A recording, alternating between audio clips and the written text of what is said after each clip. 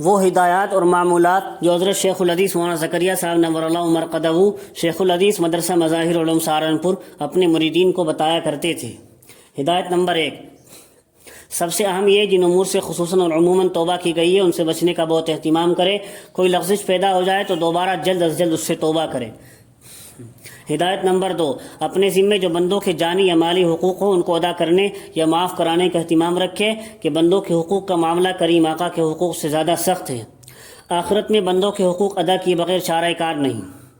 جانی حقوق میں تو مسلمان کی عزت اچھالنا، علماء کی توہین کرنا، کسی کو برا بھلا کہنا، گالی گلوچ کرنا، غیبت چغل خوری وغیرہ سب اس میں داخل ہیں۔ مالی حقوق میں کسی کا حق دبا لینا، دنیاوی قانون کی آڑ پکڑ کر کسی صاحب حق کا حق ادا نہ کرنا، رشوت، سود وغیرہ سب اس میں داخل ہیں۔ اسی طرح اللہ جل شانہ کے جو حقوق ذمے میں ہوں ان کو بھی بہت اہتمام سے ادا کرے، جن میں قضا نمازیں، قضا روزے، کفارہ، زکوٰۃ، حج وغیرہ سب داخل ہیں۔ یہ خیال غلط ہے کہ توبہ سے یہ سب چیزیں معاف ہو جاتی ہیں۔ توبہ سے تو تاخیر کا گناہ معاف ہو جاتا ہے، لیکن اصل حق ذمے میں باقی رہتا ہے۔ ان میں کوتاہی سے دین اور دنیا دونوں کا نقصان ہے۔ ہدایت نمبر 3، اتباع سنت کا زیادہ سے زیادہ اہتمام رکھے، عبادات میں، اخلاق میں، معمولات میں۔ اس کی جستجو اور تلاش رکھے کہ حضور اکرم صلی اللہ علیہ وسلم کا کیا معمول تھا، حتیٰ کہ کھانے پینے تک میں حضور صلی اللہ علیہ وسلم کی مرغوب چیزوں کی تحقیق کر کے اتباع کی کوشش کرے۔ البتہ یہ ضروری ہے کہ اپنے ضعف اور کمزوری کی وجہ سے جن امور میں اتباع کی برداشت نہیں ہو سکتا تو ان کا اتباع نہ کرے، جیسا کہ فاقوں کی کثرت، لیکن دل سے ان کو پسندیدہ سمجھے۔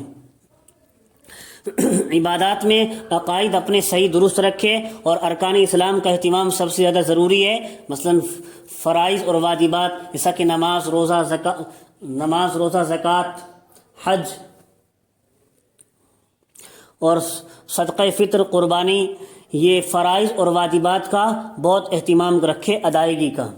ہدایت نمبر 4، اہل اللہ کی اہانت سے بہت زیادہ بچے، اللہ والوں کی توہین سے بہت زیادہ بچے، توہین کرنے سے کہ اس سے سخت ترین بے دینی میں مبتلا ہونے کا اندیشہ ہے۔ ان میں صحابہ کرام، اولیاء اعظام، ائمہ مجتہدین، محدثین اور علماء حق سبھی شامل ہیں۔ بالخصوص تبلیغی جماعت میں اگر عذر کی وجہ سے شرکت نہ ہو تو اس کی مخالفت بھی نہ کرے۔ یزر شیخ نے لکھا ہے، یہ ضروری نہیں کہ ہر شخص کا ان میں سے اتباع کی جائے، اتباع دوسری چیز ہے اور اہانت دوسری چیز ہے، لہذا اگر کسی کا اتباع نہ ہو کوئی بات نہیں، لیکن توہین کسی کی نہ کرے۔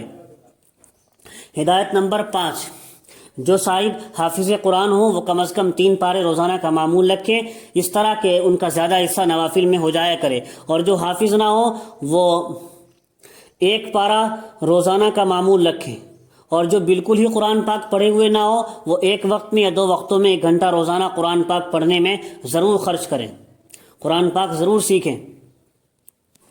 ہدایت نمبر 6، بعد نماز صبح روزانہ 1 مرتبہ سورہ یاسین شریف پڑھ کر اپنے سلسلے کے جملہ مشائخ کو ایصال ثواب کیا کریں، اور بعد عشاء سورہ تبارک الذی اور جمعہ کے دن سورہ کہف ہمیشہ پڑھا کریں۔ سوتے وقت آیت الکرسی اور 4 قل پڑھ کر اپنے اوپر دم کر لیا کریں۔ سلسلے کے مشائخ کو جانی اور مالی ایصال ثواب میں یاد رکھا کریں، اس سے ان کی برکات سے انتفاع کی قوی امید ہے۔ قربانی کے ایام میں حسب وسعت ان کی طرف سے عموماً اور حضور اکرم صلی اللہ علیہ وسلم کی طرف سے خصوصاً قربانی بھی کر دیا کریں۔ نفلی قربانی کے ایک حصے کا ثواب کئی آدمیوں کو پہنچایا جا سکتا ہے، چاہے وہ زندہ ہوں یا مردہ ہوں۔ اور نفل نمازیں جو ہیں، اشراق، چاشت، اوابین، تہجد، ارادہ، ان سب نمازوں کے پڑھنے کا رکھے، عمل جن پر سہولت سے ہو سکے عمل کرتا رہے۔ اور نفل روزے جیسا کہ محرم کا 9 اور 10 کا روزہ، ذی الحجہ کے پہلے 9 دن کے روزے، شعبان کا 15ویں کا روزہ، ہر مہینے کے 3 روزے، 13، 14، 15، پیر اور جمعرات کا روزہ، یہ سب روزے بھی اگر رکھ سکے تو رکھا کرے، لیکن اگر تعلیم و تبلیغ وغیرہ کی وجہ سے دین کے اہم کاموں میں حرج ہوتا ہو تو پھر نہ رکھے۔ کتاب الحزب العظم کی 1 منزل روزانہ پڑھا کرے۔ اہل علم معنی کا لحاظ رکھتے ہوئے اس طرح پڑھیں گویا دعائیں اللہ تعالیٰ شانوں سے مانگ رہے ہیں۔ اس کے علاوہ خاص اوقات میں، مثلا کھانے پینے، سونے وغیرہ کے اوقات میں حضور صلی اللہ علیہ وسلم سے جو دعائیں نقل کی گئی ہیں ان کو یاد کر کے معمول بنائے۔ ہر نماز کے بعد اور سوتے وقت تسبیحات فاطمی کا اہتمام رکھے، صبح شام استغفار، درود شریف، کلمہ طیبہ، تیسرے کلمے کی 3 تسبیحات پڑھے۔ جو لوگ کسی دینی شغل میں، تعلیم و تبلیغ میں مشغول ہیں، ان کے لیے ایک تسبیح بھی کافی ہے۔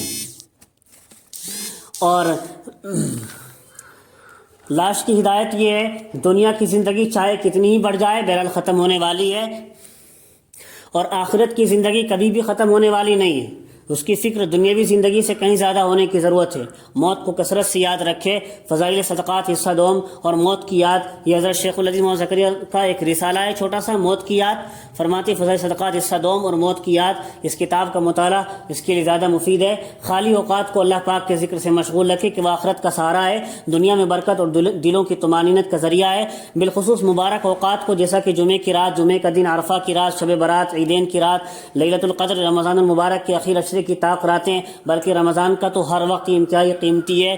تو ان اوقات کو غنیمت سمجھ کر ان میں اللہ کی عبادت اور اللہ کا ذکر خوب کرے۔ حق تعالیٰ شانو اپنے فضل و کرم سے اس ناپاک کو بھی امور پر عمل کی توفیق عطا فرمائے۔ یہ حضرت شیخ زکریا نے تواضعاً یہ جملہ لکھا ہے، اور میں کہتا ہوں اللہ تعالیٰ اس کے پڑھنے والے کو، مجھے بھی اور آپ سننے والوں کو بھی، سب کو عمل کی توفیق نصیب فرمائے، آمین۔